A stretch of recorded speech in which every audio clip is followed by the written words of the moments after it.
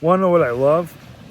I love films with multiple different stories, lots of characters, all converging, all of whom are very well developed, very deep.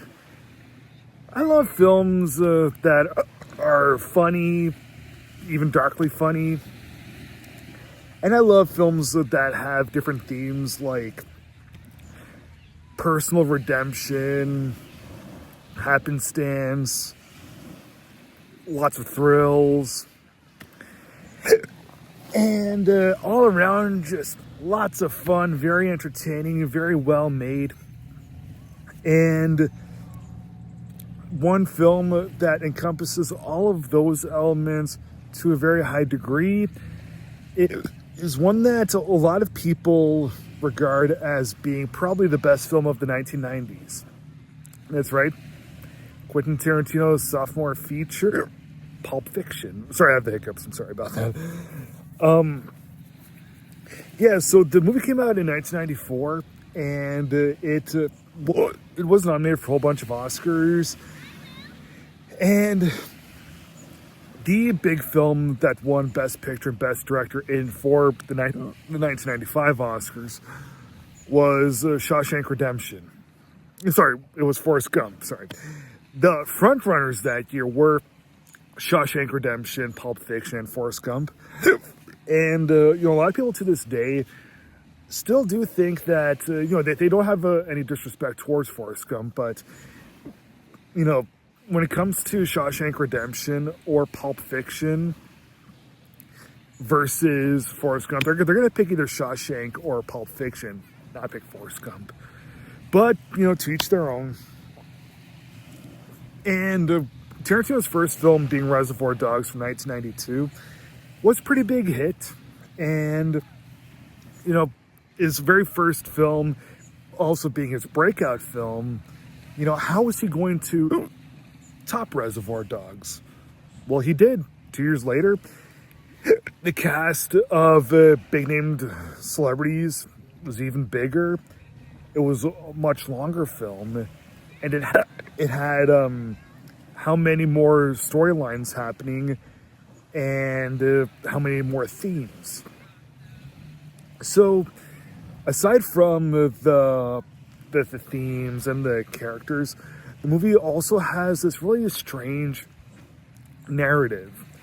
It isn't like something where he just throws random scenes and sees where they all stick. All the different storylines in this, they're told out of order, and they converge in really strange ways too. The first story that the movie opens up with, there's this couple who are Tim Roth and Amanda Plummer. They're robbers and are going to stick up this nice restaurant in the Los Angeles area. But the three main stories in this involve John Travolta and Samuel L. Jackson as two hitmen who are employed by Ving Rhames. They go to this apartment to steal this briefcase and return it to Ving Rhames. But that day, wild things end up happening. Second storyline involves Travolta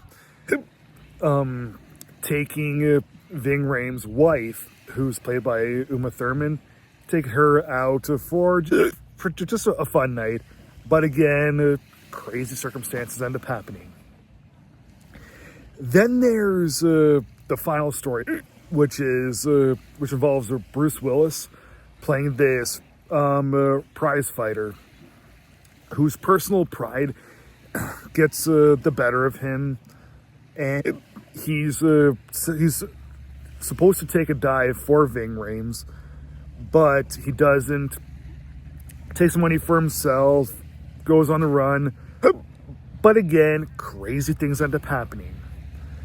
So I will say that the Bruce Willis storyline with Ving Rhames is probably the craziest one, even though with all the storylines have like all dark humor and a lot of thrills. I will say that the one with Bruce Willis has probably the highest degree of shock value to it. But whatever. It's nothing in this film happens just because. Everything in this film needs to happen in order for the characters' motives to be justified. And I do think that in this film, the characters are the ones that really propel the stories. The characters write the films themselves.